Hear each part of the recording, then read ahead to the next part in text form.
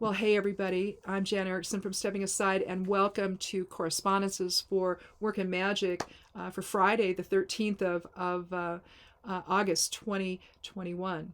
Uh, I'm going to keep this a little bit short because I just did this. I got like 7 minutes plus in and it froze on me. So I'm going to try and get all this in a little more quickly and try to get it before this thing freezes on me.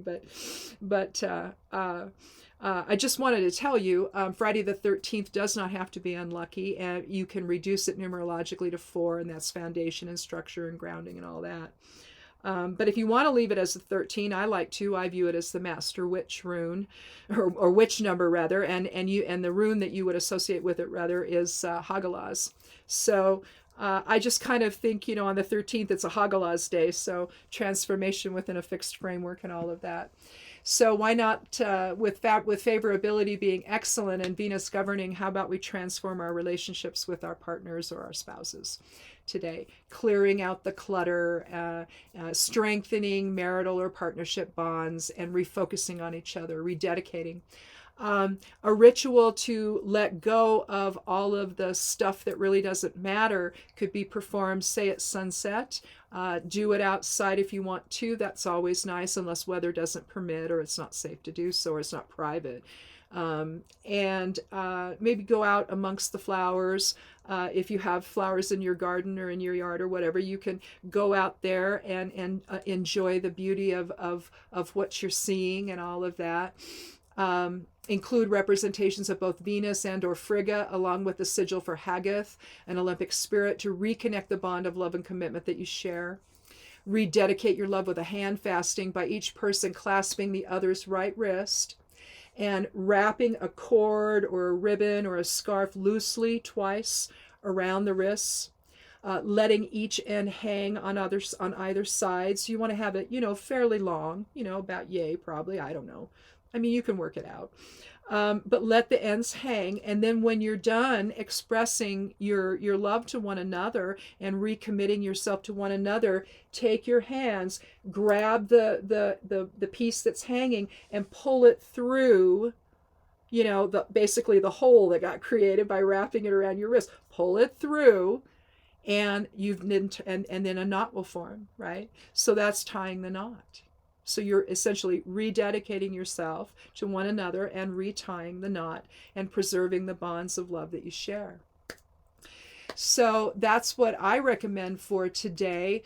I think that it's kind of a cool thing to do, whether you're alone with your partner or whether you have other people with you. If you have children, you might involve them, and maybe one of them can be the one that wraps the cord or whatever you're using, scarf, ribbon, whatever, around the wrists. And sort of assists you in pulling it through to tie that knot. So it could be a whole family experience, really. So something to think about, something a little bit different other than a specific spell or what have you. I mean, if you want to, to do just a spell, then all the correspondences are here for you on the page here below the video.